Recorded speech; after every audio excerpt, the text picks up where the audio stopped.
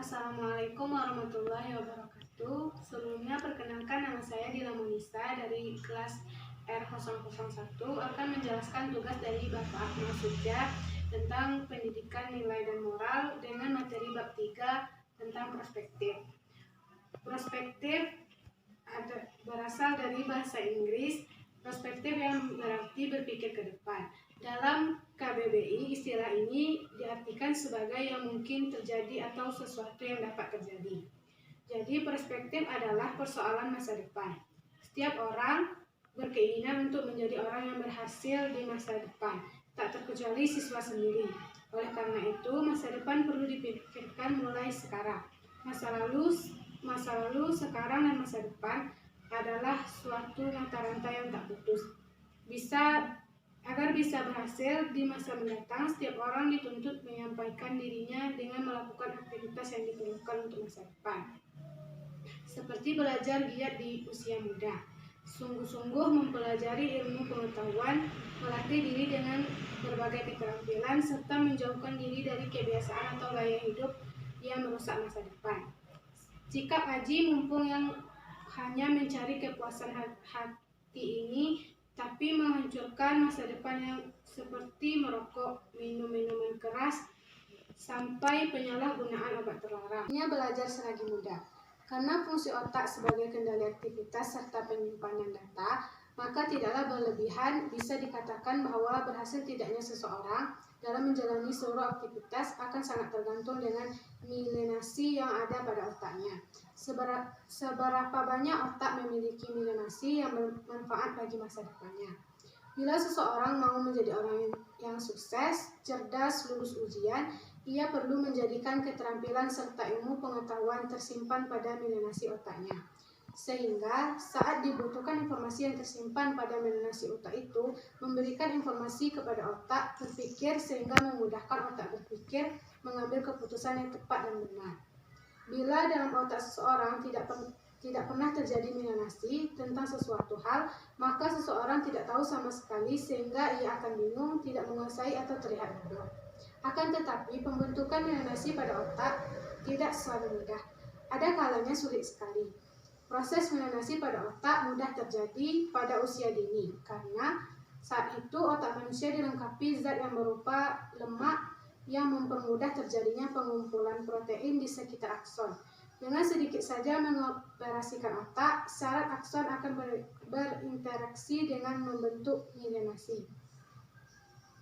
Bila otak seseorang dipenuhi berbagai macam milenasi yang berkaitan dengan pembelajaran, saat menghadapi ujian, milenasi yang ada pada otaknya akan mudah dipanggil.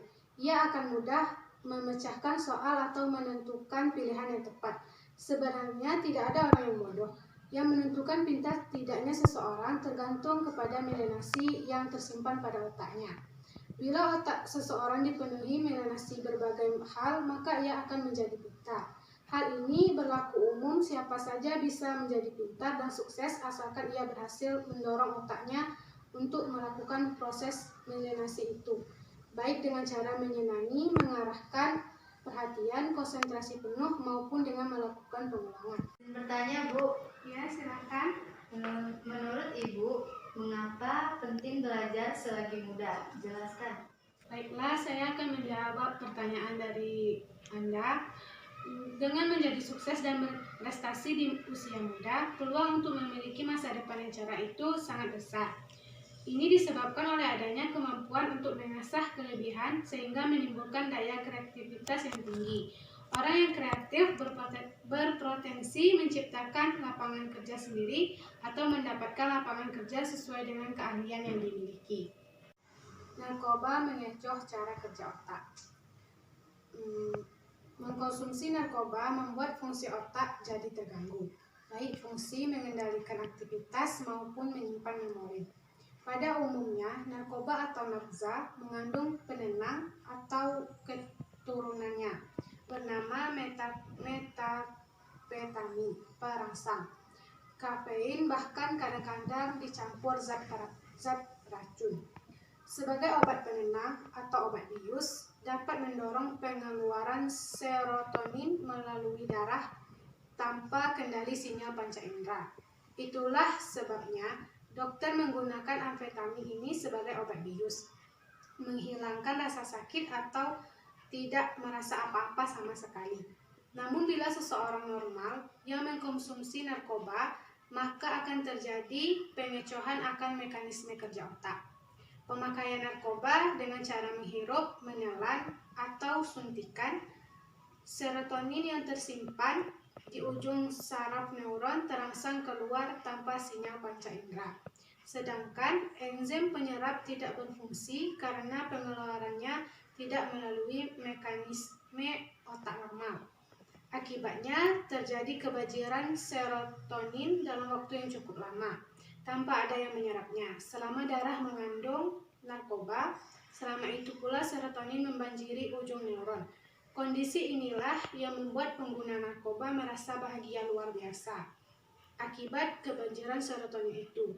Bila kondisi ini terjadi berulang kali, serotonin pada ujung saraf menjadi tidak peka lagi dengan sinyal panca indera. Itu sebabnya narkoba telah memaksa pengeluaran serotonin secara berlebihan. Maka ujung saraf neuron menjadi sulit mengeluarkan serotonin dan tidak sensitif atas sinyal panca indera. Pengeluaran serotonin melalui panca indera tidak mampu membanjiri sinase otak saat seperti mengkonsumsi narkoba. Hidup untuk mendapatkan narkoba atau sejenisnya dan berpuas diri dengan itu adalah kepuasan sesaat, tanpa peduli lagi dengan akibat pada masa depan atau suatu kesalahan fatal yang bisa membuat hidup sia-sia. Dan bila tidak cepat ditangani, harus dibayar dengan jiwa. Tanya Bu, Ya, silakan. jelaskan cara narkoba mengecoh sistem kerja otak manusia. Baiklah, saya akan menjawab pertanyaan Anda. Karena bekerja pada otak, narkotika mengubah suasana perasaan, cara berpikir, kesadaran, dan perilaku pemakaiannya.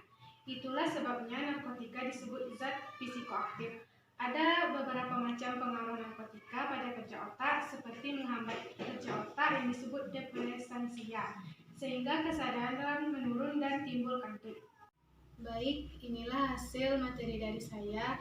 Jika terdapat kesalahan, saya mohon maaf. Saya tutup dengan wassalamualaikum warahmatullahi wabarakatuh.